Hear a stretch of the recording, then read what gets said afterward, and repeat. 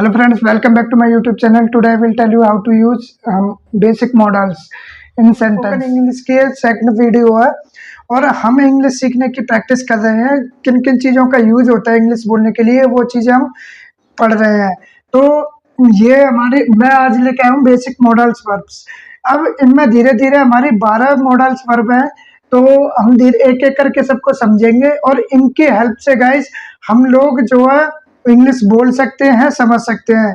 शुरू से ही first day से आप इनको समझ लेंगे तो इंग्लिश बोलने में बहुत आसानी हो जाती है। सीरियसली आप भी खुद देखोगे। आप let's come on the topic. तो मैंने यहाँ पे लिखा है पहले कैन, CAN, कैन का मीनिंग मेनली यूज होता है सकता के फॉर्म में। तो इसका मीनिंग कहीं भी सेंटेंस में कैन यूज हो रहा है, उसका लास्ट में जो मीनिंग निकल के आएगा वो सकता के फॉर्म में आएगा। और कैन हमेशा प्रेजेंट में यूज होती है और कैन का ही पास्ट फॉर्म होता है कुड। कुड को सकता था आएगा, उसका पास्ट फॉर्म है कैन का। तो हमने एक सेंटेंस कैन को समझते हैं, कैन का मीनिंग कैसे यूज होगा, कैन के सेंटेंस कैसे होंगे, तो हम समझते हैं। पहला मैंने सेंटेंस लिखा है एग्जाम्पल, मैं वहां जा सकता हूँ। अब यहाँ पे ये सकता हूँ यानी कि हमें क्लियर हो गया कि कैन का यूज होगा। मैं वहां जा सकता हूँ, आई कैन गो देयर। मैं यहाँ पे लिखता हूँ I can go there. Second sentence लिखा है मैंने, तुम अंग्रेजी बोल सकते हो, you can speak English. You can speak English. अब ऐसे ही सिमिलरली हमने कुड लिखा है। कुड का मीनिंग होता है सकता था या सका या पाया। इनका जो सेंटेंस में मीनिंग यूज होगा वो सकता था, सका या पाया में ही यूज होगा, जैसे कि मैंने सेंटेंस लिखा है। और इसकी एक खासियत ये है, यह एबिलिटी या कैपेसिटी या पावर को शो करता है। जो काम हम पहले कर सकते थे लेकिन अब नहीं कर सकते, उस वे में कैपेसिटी दिखाने के लिए या एबिलिटी को दिखाने शो करने के लिए या पावर को, उस जगह पे कुड का यूज होता है। तो मैं इसका एक सेंटेंस बनाता हूँ। अब देखें, मैं तैर सकता हूँ, आई कैन। मैं तैर सकता था, आई कुड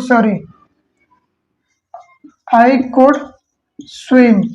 स्विम की क्या है? स्विम माने तैरना। आई कुड स्विम, मैं तैर सकता था। ये विल बी एबल टू है, ये सकेगा या पाएगा के फॉर्म में यूज होता है।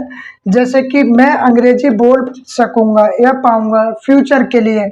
तो मैं इसे सेंटेंस को बना रहा हूँ, मैं अंग्रेजी बोल सकूंगा, I will be able to speak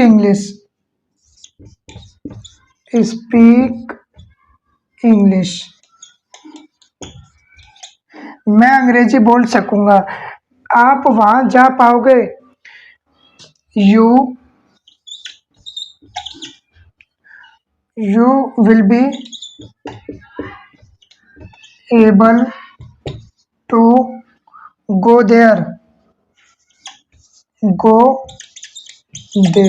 simple है गाइज।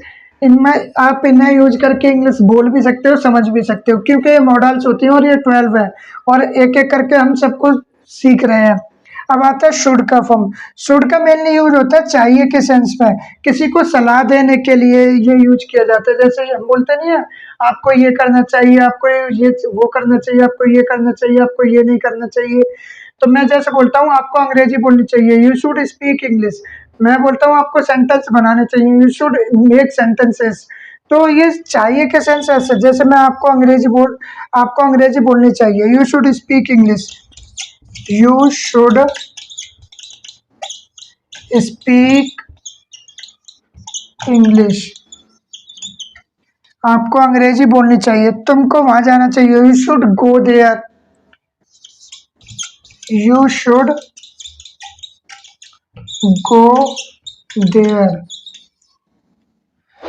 तो ये हमने 1 2 3 4 मॉडल्स हमने सीख लिए। अब मैं नेक्स्ट लिखता हूँ, जो कुछ बचे थे मॉडल्स वो मैंने लिख दिए हैं। अब हमें इनको भी समझ खत्म हो गई है, तो मैं ऐसे बोल के बताऊंगा, बाकी मैंने लिख दिए हैं।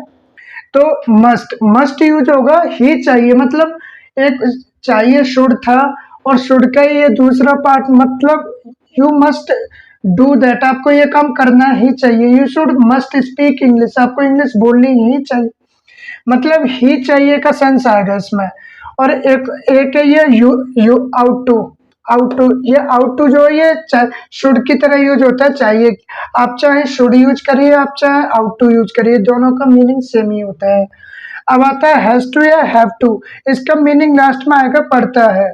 तो मैं बोलूंगा आपको वहां जाना पड़ता है, you have to go there, you have to go there, आपको वहां जाना पड़ता है, आपको यहाँ आना पड़ता है, you have to come here, आपको इंग्लिश बोलनी पड़ती है, you have to speak English.